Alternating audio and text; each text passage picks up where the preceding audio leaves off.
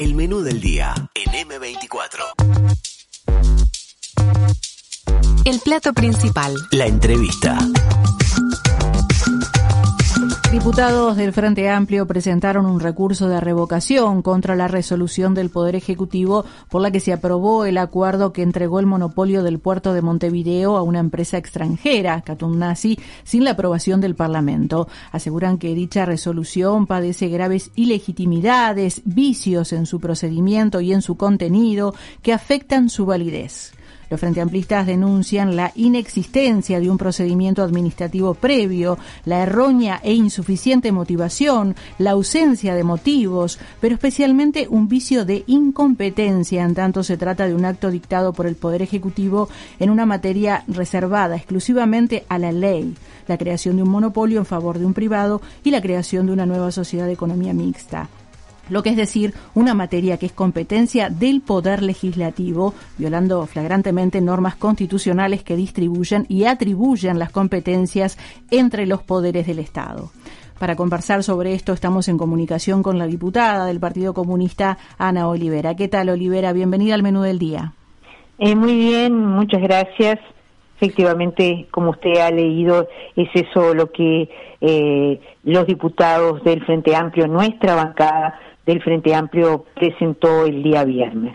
¿Y qué implica en los hechos este recurso de revocación? ¿Cuál es el alcance, Olivera? En primer lugar, lo primero de todo, porque yo creo que el tema tiene que ser de conocimiento de la ciudadanía, hay toda una parte que estuvo vinculada con la acción que se llevó desde el Senado, que culmina con una denuncia penal. En el caso de los diputados, nosotros estamos haciendo uso de que no hay plazo para interponer este recurso, dado que la resolución que estamos impugnando nunca fue notificada, nunca fue publicada, siquiera en el diario oficial. Por lo tanto, eso nos habilitó a estudiar atentamente, nuestros asesores obviamente, a estudiar atentamente las características. Entonces, es decir, en el mismo recurso, que quizás esto pasa más inadvertido, nosotros planteamos tres cosas. Uh-huh. La primera cosa que planteamos es que este es un tema complejo y necesitamos conocer todos los antecedentes, ¿verdad? Porque ¿qué conocemos? Conocemos la resolución, pero no conocemos ni los informes jurídicos previos a la toma de esta resolución, que es de febrero de este año, y tampoco conocemos los impactos, los estudios de impacto que requieren una resolución de este tipo. O sea, pensamos o deberían existir una serie de informes previos que habilitaron a que el 25 de febrero de este año se firmara esta resolución. Por lo tanto, estamos solicitando en el mismo acto una copia completa o la posibilidad de tener vista por un tiempo razonable de toda esta información, que es lo que se ha reclamado bastante insistentemente, el conocimiento del expediente que los legisladores, como representantes, deberíamos tener. Uh-huh. Que esto nos habilita este reclamo que esta solicitud que estamos haciendo, quizás después a continuar argumentando, es decir, más allá de lo que hoy estamos exponiendo. Uh-huh. En segundo lugar, estamos impugnando un acto. ¿Por qué estamos impugnando este acto? Porque en realidad aquí claramente para nosotros se establece un monopolio y para aprobar un monopolio se requiere por la Constitución la aprobación por 2/3 de cada Cámara. Uh-huh. O sea, se requiere ley, primero que nada, y además esa ley requiere una mayoría especial. Entonces, reclamamos, es decir, por todos los representantes, ¿verdad? O sea, porque es a nosotros que nos competía aprobar o no, es decir, según lo que establece la Constitución, un monopolio. Pero además de todo eso, es decir, lo hacemos en tanto que como legisladores del Frente Amplio no somos parte de otra instancia, no somos parte del oficialismo, ¿ah? Se hubieran requerido nuestros votos para aprobarlo, claro. Es decir, y por lo tanto no tuvimos ninguna instancia, como pueden haberlo tenido los legisladores del oficialismo, de conocer determinados elementos de los cuales nosotros desconocemos. Entonces es doble, ¿no? Es la negativa a la participación que tenemos todos los representantes y en particular en este caso también el Frente Amplio. Y por otro lado, le voy a hacer otro comentario, porque estos días en las redes vio que además de algunas cosas que uno no contesta, hay otras preguntas que son interesantes, que la gente nos hace, ¿verdad? Entonces dice, aquí no hay un monopolio.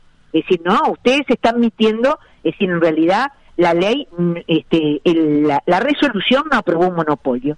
Y yo le quiero decir con claridad que sí, en la cláusula tercera del acuerdo se establece un monopolio. Se dice que la empresa es titular de una preferencia absoluta en cuanto a operaciones de atraque de buques y movimiento de contenedores de carga, pactando expresamente y entre otras cuestiones, y le leo exactamente lo que dice, no se otorgarán nuevas concesiones, ni permisos, ni autorizaciones para la instalación y explotación de una terminal de contenedores especializada durante la vigencia de la concesión, salvo, dice, que los movimientos de contenedores en la terminal excedan el 85% durante 2 años seguidos, cosa que todos los conocedores dicen que esto es imposible. Entonces, efectivamente, en las cláusulas del acuerdo se establece, ¿verdad?, ese monopolio, es decir, y por lo tanto, decimos nosotros que este acuerdo es ilegítimo porque esa no es competencia del Poder Ejecutivo, esa es una competencia claramente establecida en el capítulo de la Asamblea General, es decir, donde se requiere la aprobación de 2/3 de ambas cámaras. Y además de todo eso, disculpe que hable tanto, usted interrúmpame si hay algo que no queda suficientemente claro, hay un tercer punto que está vinculado con el tema del plazo. Sí, eso le iba a preguntar. ¿Cuál es el plazo, por ejemplo, que tiene Presidencia, en este caso, para expedirse sobre este recurso en particular de revocación? Y por otra parte, en caso de que respondan negativamente, ¿qué otros pasos debe seguir el Frente Amplio para continuar con esto? Antes de eso, muy breve, decirle que también estamos impugnando el plazo de la concesión. El plazo, sí, hasta el 80. Porque en realidad, es decir, tampoco la ANP, que se abroga la extensión del plazo por 50 años, es decir, está incurriendo en una falta administrativa, porque tomando en cuenta el acuerdo anterior, nunca podría haberlo hecho por más del plazo que fue la anterior concesión. O sea que también allí hay otro vicio, en este caso administrativo, o sea, por eso yo le decía que eran 3 temas que estábamos planteando. Respecto a su pregunta, en realidad el Poder Ejecutivo tiene, creo que 150 días para contestarnos. Si no nos contesta en ese plazo, se da, si no nos contesta por la negativa o afirmativamente, es decir, se da por denegado el recurso automáticamente. O sea, la no contestación es una denegación tácita del recurso que hemos presentado. Eso nos habilita a presentarnos ante el Tribunal de lo Contencioso Administrativo. El Tribunal de lo Contencioso Administrativo tiene un plazo de 1 año para expedirse. Y si el Tribunal de lo Contencioso Administrativo, y en cualquier caso además de en qué carácter se expida el Tribunal de lo Contencioso Administrativo, al expedirse el tribunal, nosotros tenemos derecho a presentarnos también ante la Corte Interamericana, porque la Corte Interamericana de Derechos Humanos, el Uruguay está sujeto el Estado uruguayo está sujeto a la jurisdicción de la Corte Interamericana de Derechos Humanos. O sea que, es decir, esto nos habilita a presentarnos a instancias internacionales, hablando de los vicios de nulidad que tiene, de ilegitimidad que tiene este acuerdo que se firmó entre el Estado uruguayo y la empresa Catón Latina. ¿Y cómo pesa este recurso respecto a la denuncia penal presentada ante la justicia por la oposición? Bueno, yo creo que son 2 vías distintas, que seguramente estos argumentos también puedan ser tomados en cuenta en aquello, es decir, hablando de que se tomaron potestades por parte del Poder Ejecutivo que no le corresponden, ¿verdad? Pero son 2 vías distintas. Por lo tanto, en tanto senadores realiza la denuncia penal, nosotros elegimos esta vía administrativa que yo creo que da luz sobre otros vicios que tiene, además de la entrega de la soberanía y de la forma que se hizo y de lo que ellos han investigado en relación a la inexistencia de los informes jurídicos, o sea, de otros temas que han estado planteados con la denuncia penal. Nosotros en realidad estamos, igual que hizo el Senado, reclamando conocer el expediente en su totalidad, pero además reafirmamos que el Poder Ejecutivo asumió una competencia que es del Poder Legislativo. Por lo tanto, es ilegítima esta resolución. El diputado Gustavo Olmos dijo que si bien es un recurso presentado por los integrantes del Frente Amplio, lo que se busca es proteger los derechos de todos los legisladores, tanto de diputados como del Senado. Usted lo mencionaba hace unos minutos, pero para pasarlo en limpio, ¿por qué es que se los quiere proteger? ¿Están en riesgo? Y si es así, bueno, ¿de qué? En realidad, aquí claramente hay hay una omisión respecto al derecho a la participación política de los legisladores en un asunto de su competencia. Eso es lo que nosotros estamos planteando. Es decir, el Poder Ejecutivo está tomando competencias que son de los legisladores. En este caso, es decir, acá estamos hablando de todos los legisladores, estamos hablando de los diputados y de los senadores, porque requería haber sido aprobada la ley, visto con los 2/3 de las 2 cámaras. Entonces, por eso yo señalaba que aquí estamos defendiendo el derecho político de los representantes que somos de la ciudadanía a haber decidido sobre un tema que la Constitución establece con claridad que es competencia de los legisladores, que es competencia del Parlamento y no del Poder Ejecutivo.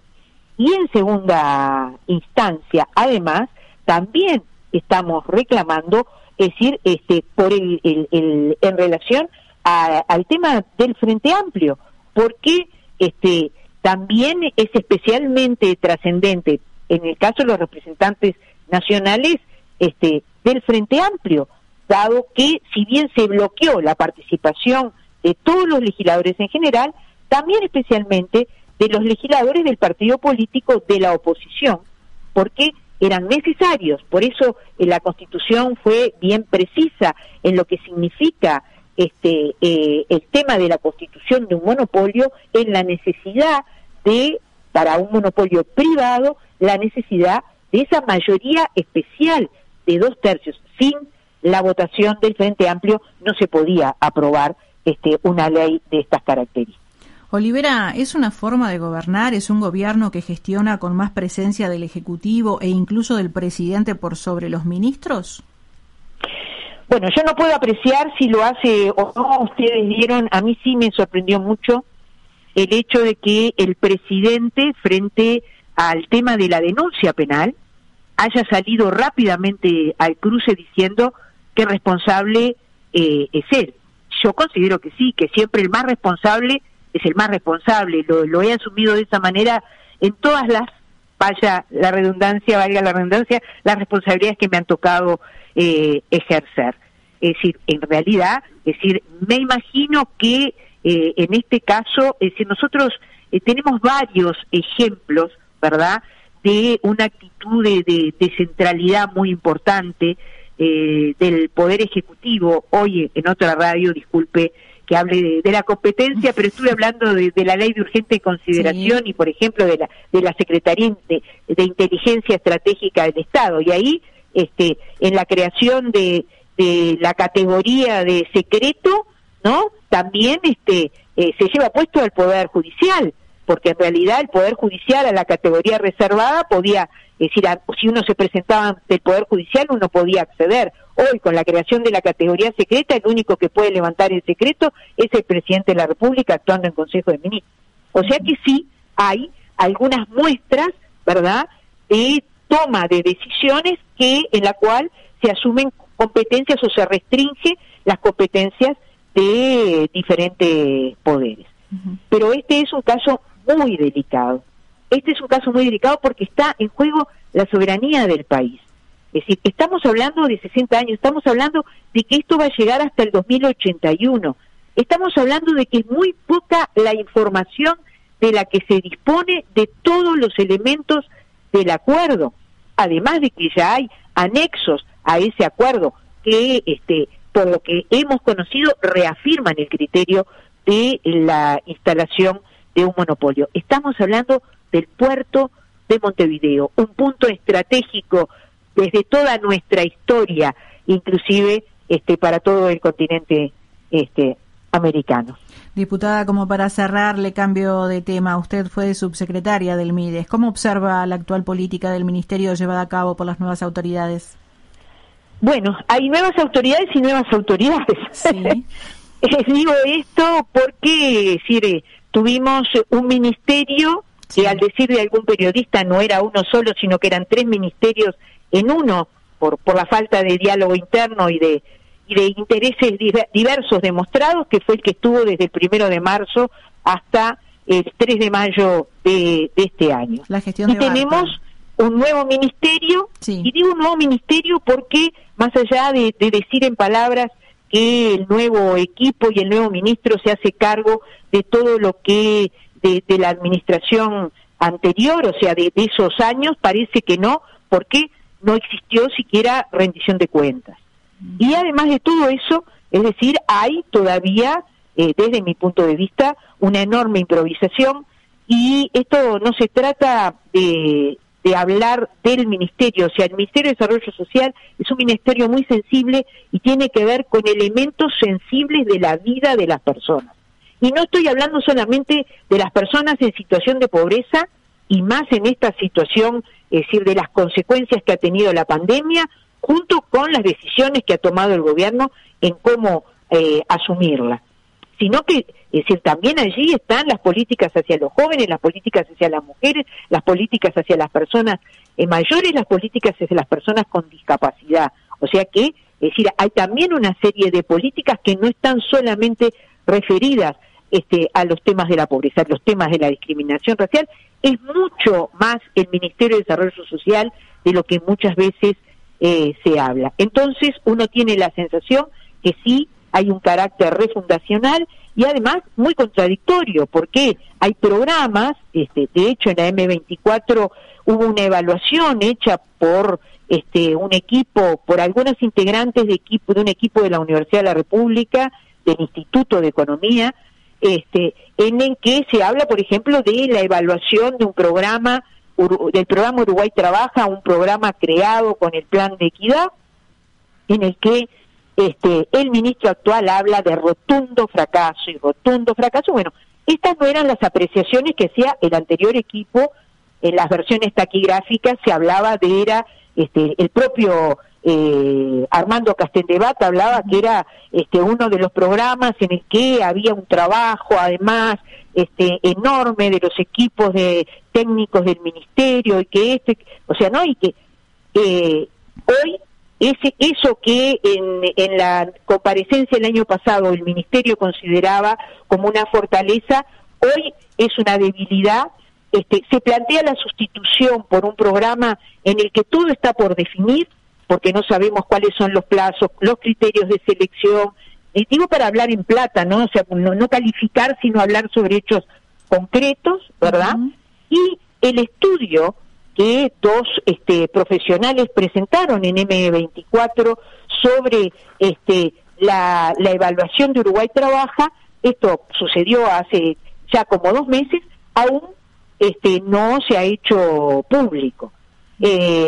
Justamente no dice que es un fracaso el programa Uruguay Trabaja, en lo que yo logré, en lo que yo escuché en el programa, donde ellas trascendieron cómo, es decir, las personas que han estado en ese programa, del punto de vista de su inclusión en el mundo formal del trabajo, de la salud, de la identidad, es decir, de la educación, los avances que significaba un programa que estaba dirigido, es decir, a personas con desocupación de larga data, uh-huh, enmarcados en lo que uno puede llamar la pobreza estructural. Se sustituye este programa, se usan los recursos destinados a ellos para un programa que no hemos logrado, por lo menos en el Parlamento hasta ahora, saber cuáles son las características. Al igual que otras cosas, o sea, asistimos en los temas de la primera infancia, primero, a una partida especial que, por favor, qué importante es destinar recursos para la primera infancia, pero que mientras fueron viniendo los ministerios todavía no se sabía cómo se iba a gastar. Hubo un momento, el 2 de agosto, que parecía que todos los recursos iban para el MIDES, y obviamente esto no daba cuenta de lo que es articular políticas para la primera infancia.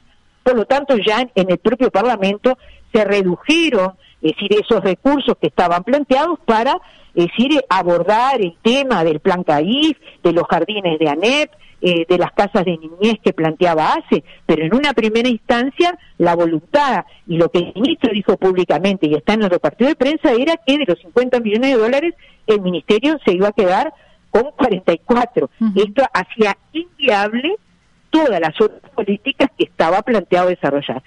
Esto, como lo resumo, para eso estos ejemplos prácticos, en que creo que todavía, después de año y medio de gobierno, es decir, no han definido con claridad cuál es el rumbo que le quieren dar, más allá de todo lo que anunciaron en la campaña electoral, a las políticas sociales, más allá de todo el humo que han significado en todo este tiempo las auditorías realizadas y las denuncias penales, a las que no me voy a referir. No hemos sido convocadas las autoridades del ministerio hasta la fecha, más allá de que algunas que hace muchos meses que se presentaron, así que no me voy a referir a las mismas.